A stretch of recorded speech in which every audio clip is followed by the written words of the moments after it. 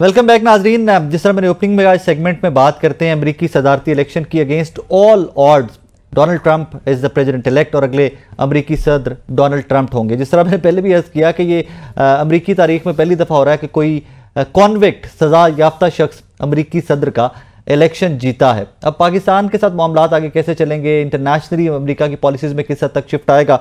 Doctor Khurram Iqbal साहब मेरे साथ कल ट्रांसमिशन में मौजूद थे, आज के शो में हमारे साथ मौजूद हैं। डॉक्टर साहब अस्सलाम वालेकुम। सर जी वालेकुम अस्सलाम। खैरियत से आप ठीक ठाक हैं? ठीक ठाक Tauseef sir, thank you for. Sir what happened, international media, सारे polls, Kamala Harris, eventually Trump wins, what happened in America? सब आपकी भी प्रेडिक्शन यही थी कि शायद Trump will not be able to make it, लेकिन एविडेंसेस और शवाहिद ऐसे थे जिससे लग रहा था कि ट्रंप वुड मेक इट। वही हुआ है।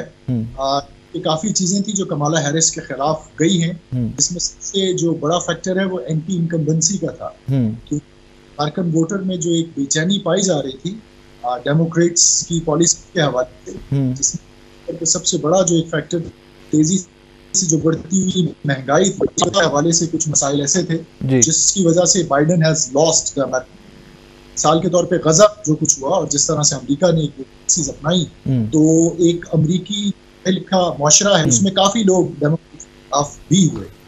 इसी तरह से मैं समझता हूँ कि इमिग्रेशन के हवाले से जो डेमोक्रेट्स की पॉलिसीज थी वो भी शायद की वोटर मुतमईन करने में कामयाब नहीं।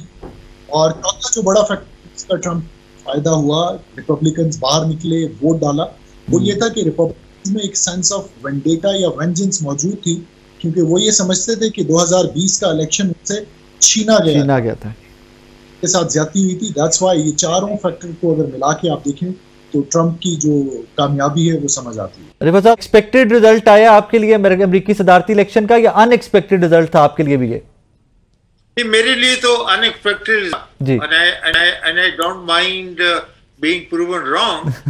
वो उस वजह से था कि जब तक प्रेडिक्शन जितनी भी आ रही थी और अमेरिकन पोस्टर की भी ये प्रेडिक्शन थी, ये एक टाइट रेस होने जा रही है और सारे के सारे निसार जो है वो 7 जो स्विंग स्टेट्स है उनके आउटकम के ऊपर था। लेकिन उनके आउटकम को अगर आप छोड़ें तो वो भी अगर आप एक फैक्टर के तौर पे आप कंट्रीब्यूट कर लें, लेकिन जो पॉपुलर सेंटिमेंट है ना वो रिपब्लिकन के फेवर में, उसके लिए पॉपुलर वोट भी उन्होंने जीता है और उसकी बुनियाद के ऊपर वो सेनेट भी अपनी मेजॉरिटी उन्होंने एस्टैब्लिश कर लिया है और हाउस ऑफ रिप्रेजेंटेटिव के अंदर भी कर लिया। तो इस हवाले से इन तीनों ब्रांचेस को अगर आप लें, अगर आप कांग्रेस को ले लें, अगर आप जो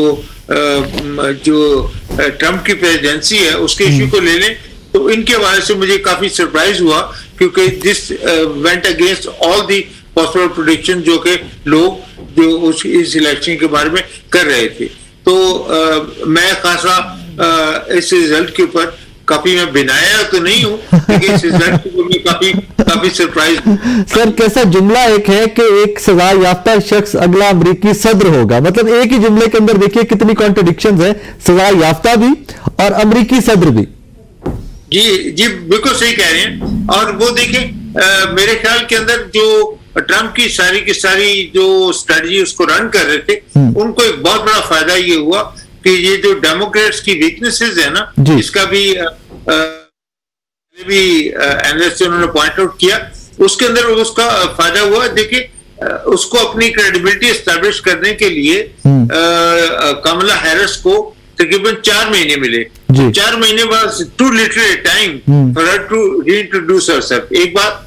और दूसरी बात मैं ये कहूंगा कि जब भी उन्होंने इलेक्शन लड़ा है, वो अटॉर्नी जनरल का इलेक्शन लड़ा है, वो कैलिफोर्निया के अंदर एक ब्लू स्टेट उन्होंने जो है वो इलेक्शन की तैयारी भी की है। और इस हवाले से वो नेशनल सीन के ऊपर उनका आना और इस ऐसे हालात में आना जबकि वोटरों की तादाद जो है उसके बारे में भी उनका तखमीना लगाना जो है वो भी खासे गलत साबित हुए। तो मेरे ख्याल के अंदर ये भी एक दूसरा फैक्टर है।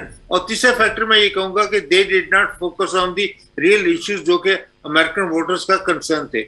उसके फॉर एग्जांपल उनका कंसर्न जो है वो अपनी जो डेली फूड की प्राइसेस हैं वो भी मैं देख रहा था कि उसके अंदर 4 फोल्ड इंक्रीज हुई है। अगरचे इकोनॉमी अमेरिका की इस वक्त काफी ठीक हालात के अंदर है, लेकिन लोग जो हैं वो तो माजी को याद रखते हैं, वो अच्छा वक्त जो है वो भूल जाते हैं, और यही कुछ हुआ उनके साथ। डॉक्टर खुर्रम साहब, इसमें किसी हद तक अगर आप देखें तो तमाम national television, majority of the papers, majority of the news channels were against, campaigning against, I would use the word campaigning against Trump. Even then Trump के पास एक टूल था जिसको सोशल मीडिया या डिजिटल मीडिया कह लीजिए, और specifically X, Twitter. तो डू यू अग्री कि उन्होंने सिर्फ सोशल मीडिया के सर के ऊपर ये कैंपेन की और इलेक्शन जीता है? इसमें दो चीजें हैं। एक तो ये कि ये अमेरिकी सिस्टम की खूबसूरती है कि एक ऐसा शख्स जिसने एस्टैब्लिशमेंट को हेड ऑन कन्फ्रंट किया, और एस्टैब्लिशमेंट ने, अमेरिकी एस्टैब्लिशमेंट ने अपना तमाम तर जो वसाइल थे इस्तेमाल करते हुए उसको लेट डाउन करने की कोशिश की, but still he is again back in the white house, number one.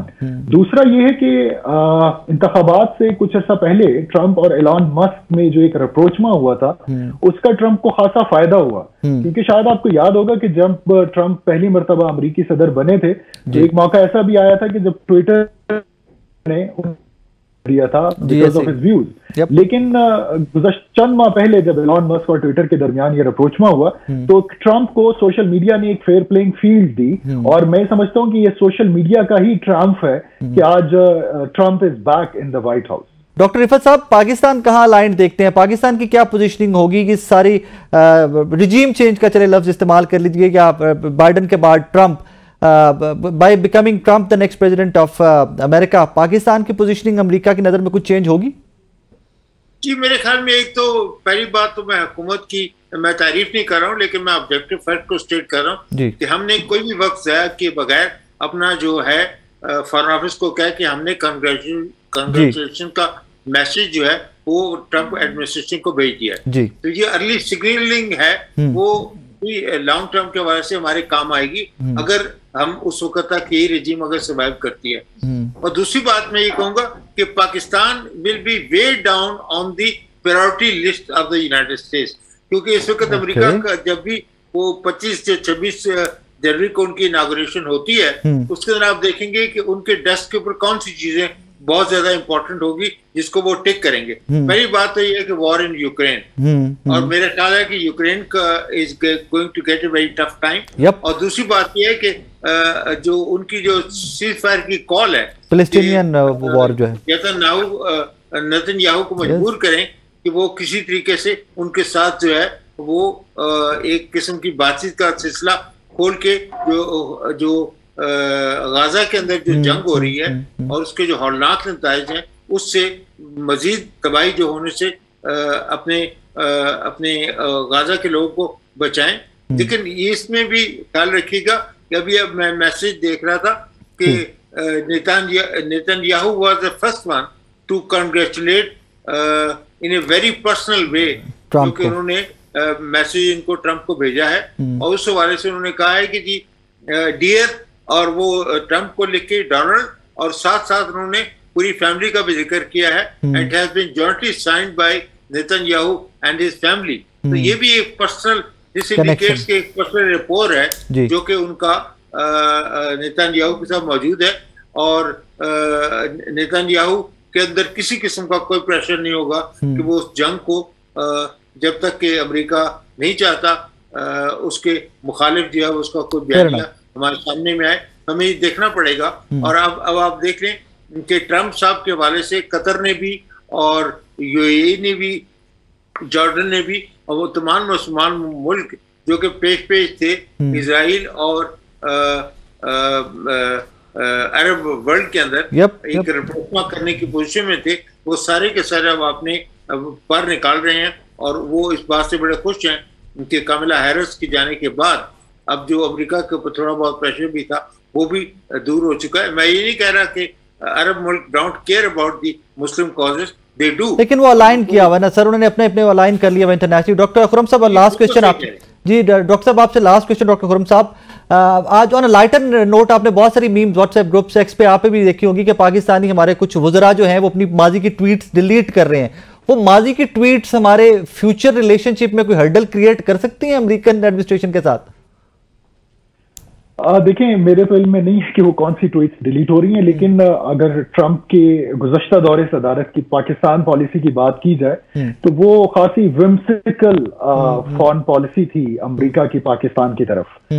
मिसाल के तौर पे ट्रंप ने जो ट्वीट किया था पाकिस्तान के हवाले से कि हमने अफगानिस्तान के मामले में पाकिस्तान को अरबों डॉलर दिए और बदले में पाकिस्तान ने हमें सिर्फ धोखा दिया, वो उसकी वजह से ताल्लुकात दोनों ममालिक के बहुत खराब हुए और एक कोशिश लगी इन ताल्लुकात को दोबारा रीसेट करने के लिए। पाकिस्तान में और भी अपोजिशन की सियासी जमातें ये तवक्को कर रही हैं कि शायद ट्रंप के आने से उनके लिए कुछ हालात बेहतर होंगे। ऐसा बिल्कुल नहीं है। अगर ट्रंप ने इमरान खान साहब के लिए माय फ्रेंड का लफ्ज इस्तेमाल किया था, it could be slip of tongue, लेकिन मेरा ख्याल है कि अमेरिका की फॉरेन पॉलिसी में इस वक्त पाकिस्तान की अहमियत को इतनी ज्यादा डायरेक्टली नहीं है, इनडायरेक्टली जरूर है, क्योंकि ट्रंप जो एंटी चाइना पॉलिसी है अमेरिका की, उसको बड़ी जोरों शोर से उसको कैरी फॉरवर्ड। डॉक्टर साहब thank you very much. Doctor Rifat साहब थैंक यू वेरी मच। नाजरीन, अब तो ये जनवरी में जो एंड ऑफ द जनवरी जब नया सेटअप बनेगा, Trump will be the next president, तो फिर उसके बाद आइडिया होगा कि पाकिस्तान उस सारी पॉलिसी में कहाँ पर स्टैंड करता है। बट इवेंचुअली मेरी दुआ है कि हमेशा की तरह कि मेरा मुद्दा तो पाकिस्तान है, पाकिस्तानी कौम है, आप और मैं, जो हो आपकी और मेरी बेहतरी के लिए हो। अपना ख्याल रखिएगा। अल्लाह हाफिज़।